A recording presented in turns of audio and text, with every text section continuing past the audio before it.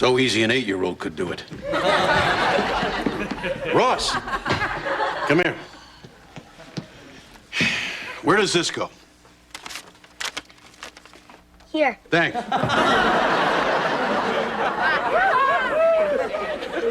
Next up is that faulty circuit breaker box. You know where it is?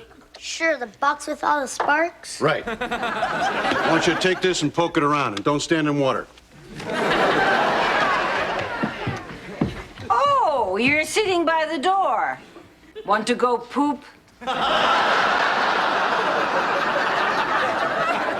Oh, it's you. I thought it was one of the dogs, sadly in need of a grooming. Hi, Mrs. Slattery. It's Mom. Just once I want to hear you call me Mom. You're not my mother. My mother was not a pillhead. My mother was a common drunk. So don't ever compare yourself to my sainted mother, you dried-up old prune. That's dried-up old Mom. Mom! I really don't need this. I work till 9, I come here, I fix the lock, I change a light bulb, I take out the garbage, and I take a long look at you, because I can't afford saltpeter. I will have you know that in my prime, you would have lined up and taken a number like all of my husband's business associates.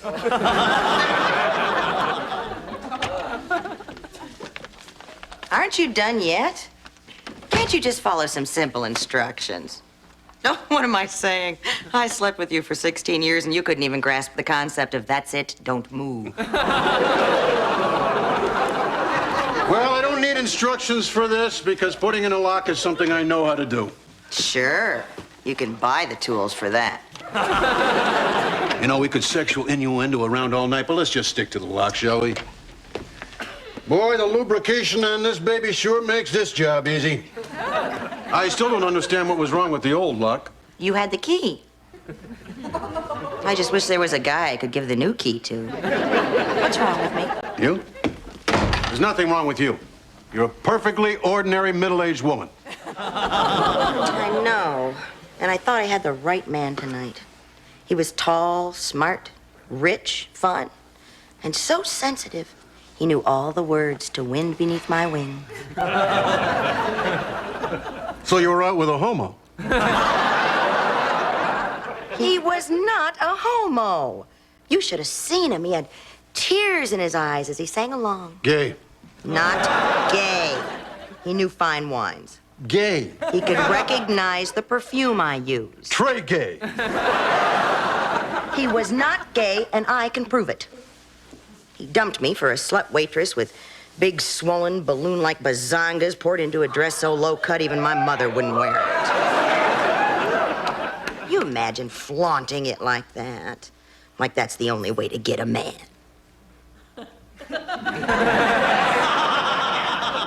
It is.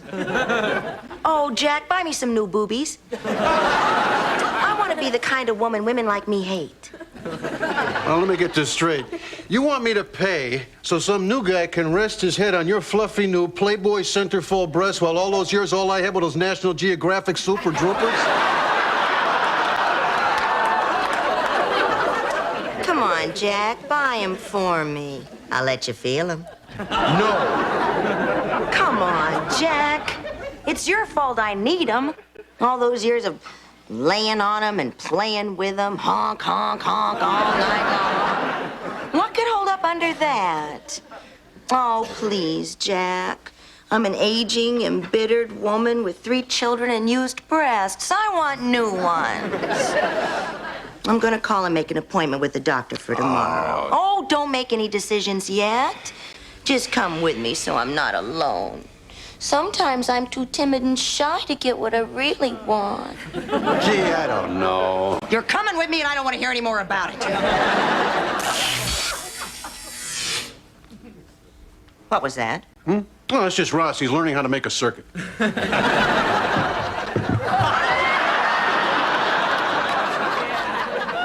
look what I can do. How big do you want them?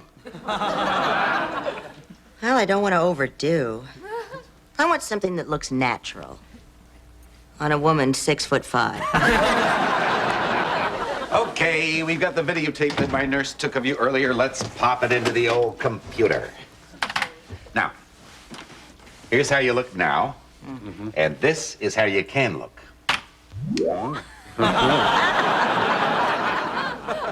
Bigger.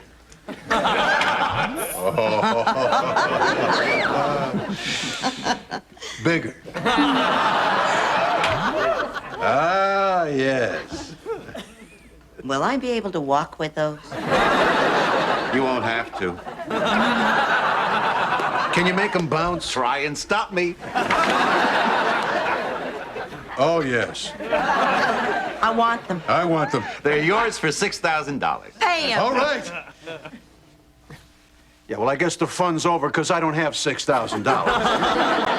Don't embarrass me with your poverty. I never agreed to pay for them. You never agreed to get married and have children. Don't grow a spine now, for God's sake.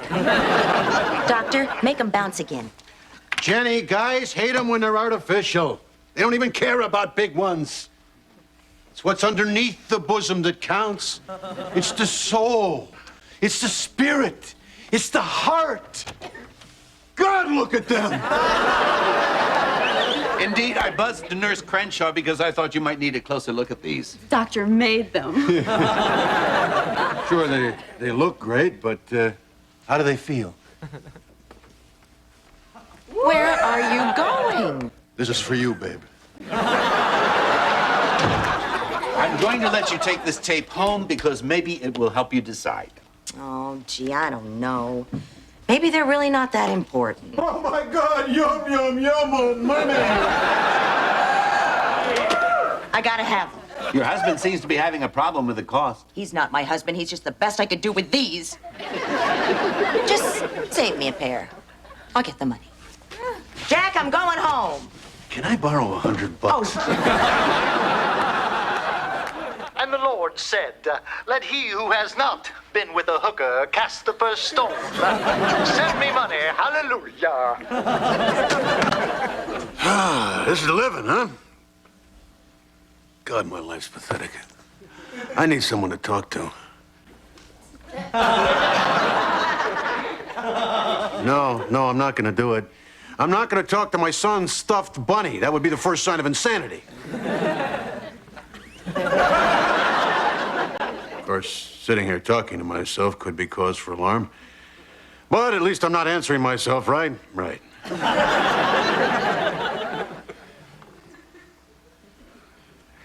So, what do you want to do tonight? I want to go out with Cindy Crawford. I want to surf the Great Barrier Reef. I want to see Paris at sunset. I'd like to kill Madonna and blame it on Sandra Bernhard. But somehow I feel we're going to sit here and order pizza and listen to you complain about that shrew of an ex-wife. No, you got Jenny all wrong. You've just seen her when she's screaming at the kids. The mailman, or the gardener, or anyone who isn't serving her evil purposes. Really, she can be very sweet. She happens to be going through a very vulnerable time right now. You cheap, festering sore of a man. I should kill you where you stand. I should strangle you dead. What? What did I do? I went to hawk my engagement ring. The diamond is a fake. Ooh. I cannot believe how low you are.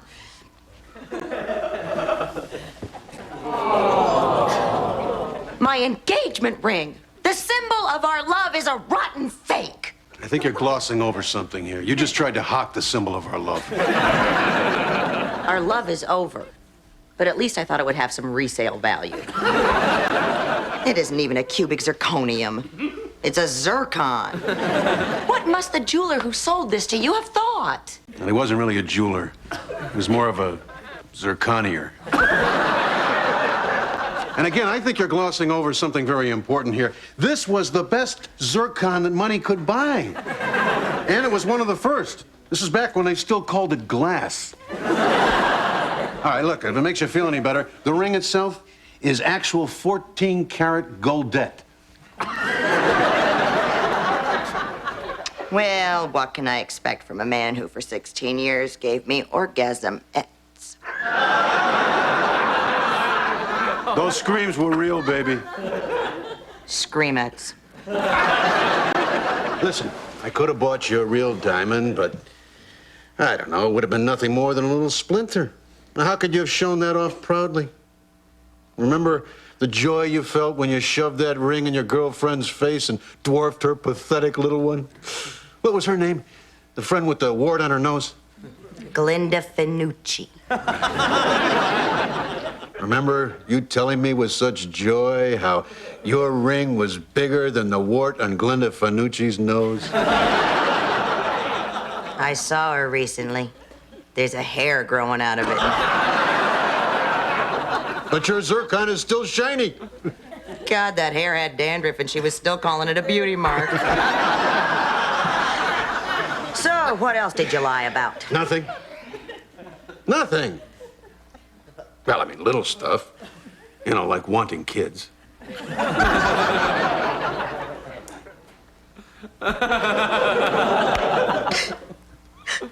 I thought you wanted them. I never wanted them either. You're kidding. You mean I gave away my life for nothing? Well, it was a zircon of a life anyway. I never want to see you again.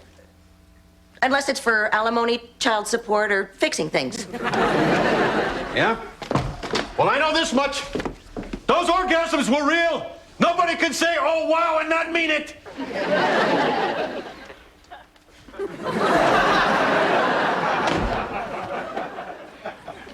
Are you okay? What'd you do that for? You let her abuse me. I could take being slapped around by maybe a girlfriend or a hooker in leather. Who gives you pain? But yet it's pleasure in a naughty, forbidden, tingly way. Gee, my ears are getting hard. Leave me. I need to be alone now. Yeah, I feel kind of bad about the ring. And I always meant to get her a real ring and just, I don't know, it was always one thing or another. You know, beer, poker, magazines, phone sex. Maybe I should get her some flowers, huh? So, she kicks the hell out of me, and you want to reward her with flowers? What about me? You live with me now. I sit around all day waiting for you, and I deserve a little more consideration. Where are you going? We're not finished with this. What are you doing? You can't shut me up. I'm in your mind. Poor Mom. I thought she knew her ring was a zircon. I mean, I did, since I was 5. I'll get it.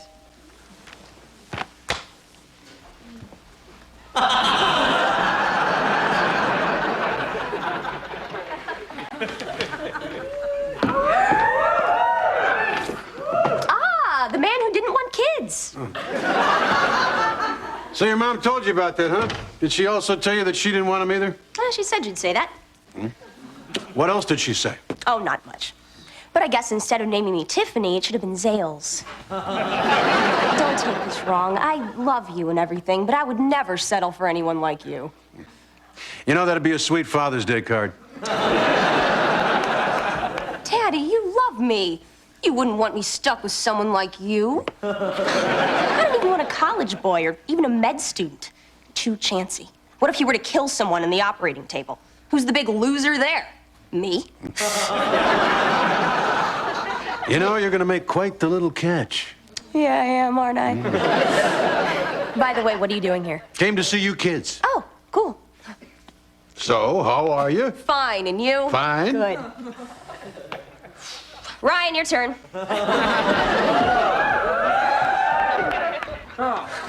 Hi, Dad. Hi, how are you? Fine. Ross, you're up. I'm fine, Dad. See you next time.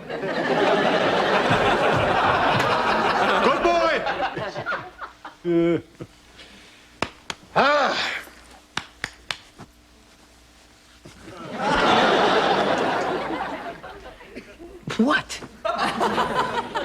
was fine. You want me to spell it out for you? Fine. F-I-N. Fine. No, son, I wanted to explain about your mom's wedding ring. Now, I know it was wrong of me to give her a little piece of glass instead of a real diamond, but the thing is, I never expected to actually marry her. I mean, I'd given that ring to 4 other girls before her. It was kind of a joke, but your mom didn't get it. Hey, Dad, since we spent so much time together just now, maybe you don't have to come next time. Look, what I'm trying to tell you is that I'm going to do the right thing.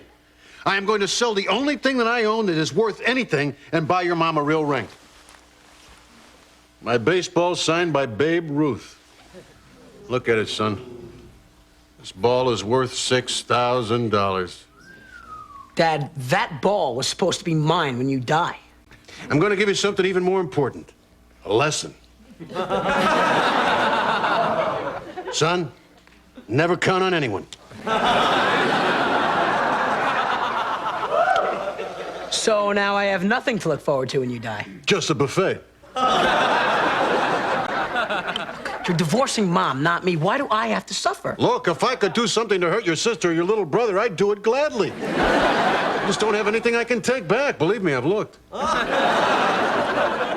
I just hope it's a damn good buffet. Those little hot dogs are good. Well, look who's here. Boy, am I excited to see you. Oh, wow.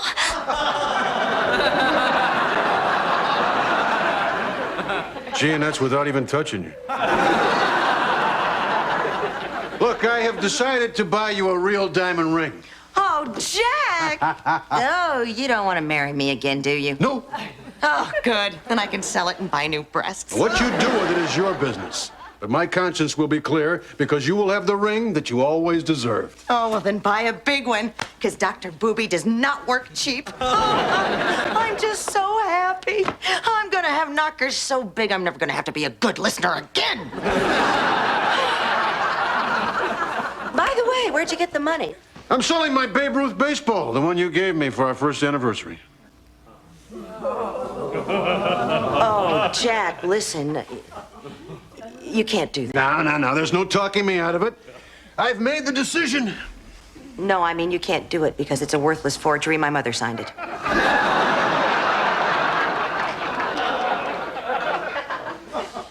So this lipstick's not the Babe's. And this is just a dirty, stinking, beat-up, worthless old ball. Ryan, I got something for you. It's yours, son. Really, Dad? You mean it? Sure do. You gotta promise me one thing, though. Promise me you'll never sell it. I want you to pass it on to your kids. I promise. Thanks, Dad. I'll never sell this. Never, never, never. Never. Boy, I really love that ball. Oh, I know you did. You want me to have Mom sign you Hank Aaron? Yeah, it'd be something nice to leave to Ross. I really wanted big boobies. I never wanted to see my feet again. Don't worry, your belly will take care of that in a couple years. You know, I've never understood why do men love them so? Well, I guess in a world of technology, they offer a touch of old world charm. They're the perfect toy you never get tired of. You can bounce them, you can feel them, you can weigh them, tweak them. You can dress them up and take them out, or just stay at home and spend a quiet evening. They're nature's tranquilizer, pleasing to the eye, velveteen to the touch, a tonic when you're sick, pacifier when you're drunk. Not to mention a handy flotation device in the event of a water landing. God, I love them. By the way, you still have that videotape from the doctor? You know, of that great body with your head on top? Yeah. Queued up and ready to go.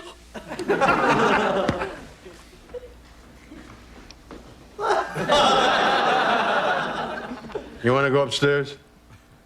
Sure. You know, with your fake boobs and my phony balls, we make quite a pair.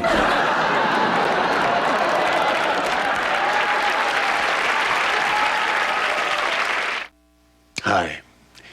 If you enjoyed tonight's episode and you'd like to learn more about breasts, there's a variety of information available at your local newsstand. See you there.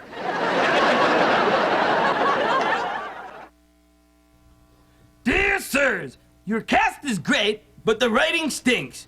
Jim W. Rockford. Jim.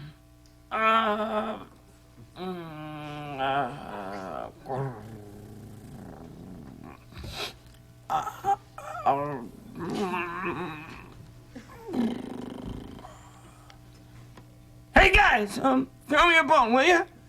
Help me out.